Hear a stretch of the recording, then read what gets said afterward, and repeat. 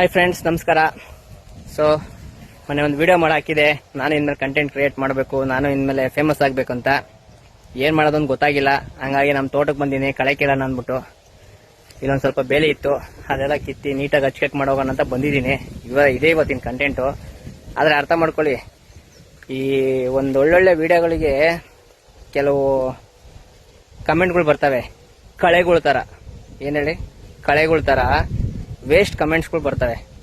ನೆನ್ನೆ ಹಾಕಿರೋ ವಿಡಿಯೋಗೆ ಮಸ್ತ ಕಮೆಂಟ್ಗಳು ಬಂದವೆ. ಅದ್ರ ಕೆಲವು ಜನ ಅಂತೂ ಹಬ್ಬ ಏನಿದಿರ್ಲೇ ನೀವು ಎಂತ ಬೇಡ ಬಿಡ್ರಿ, ಅದಕ್ಕೆ ಮುಂದಕ್ಕೆ ನೀವೇ ಸೇರಿಸ್ಕೊಳ್ಳಿ.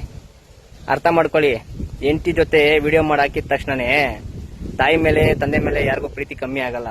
ಹಂಗಂತ ತಂದೆ ತಾಯಿ ಜೊತೆ ವಿಡಿಯೋ ಮಾಡಾಕಿದ್ರೆ ಹೆಂಡತಿ ಮೇಲೆ ಪ್ರೀತಿ ಕಮ್ಮಿ ಆಗುತ್ತೆ ಅಂತಲ್ಲ. ಮನಸ್ಥಿತಿಗಳನ್ನ ಬದಲು ಮಾಡ್ಕೊಳ್ಳಿ, ಇಲ್ಲ ಯೋಚನೆ ಮಾಡೋ ರೀತಿನ ಚೇಂಜ್ ಮಾಡ್ಕೊಳ್ಳಿ. ಅರ್ಥ ಆಯ್ತಾ? ಸಿಗೋಣ ಇನ್ನೊಂದು ವಿಡಿಯೋದಲ್ಲಿ.